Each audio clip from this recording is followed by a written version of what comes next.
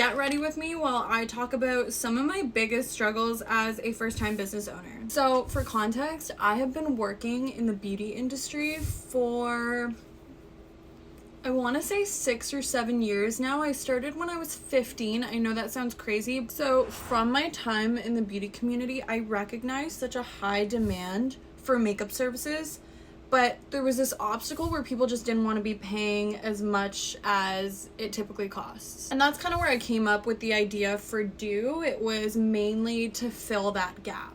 Now for the struggles. I think one of the biggest things that I faced was because I've worked in the industry for so long, I thought that I knew everything that the people wanted.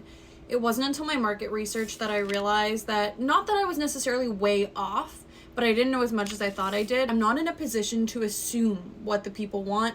It's just gonna set me up for success. You need to be adaptable, you need to be coachable, and you need to constantly be collecting data on what people want. Speaking of being coachable, I think one of the hardest things I had to learn was there's a sweet spot between being coachable but also trusting your gut, your judgment, and reminding yourself that this is your company. I don't know, like sometimes I talk to people and they're so helpful and all the information helps, but then I also have had moments where I'm like, my gut just really believes in me right now and I need to go that route. Now, speaking of adaptability, I think something else that was really important that I learned is that the path to success and the path forward is never actually forward. Like, you're gonna make so many mistakes, things are gonna change, you have to adapt and pivot always.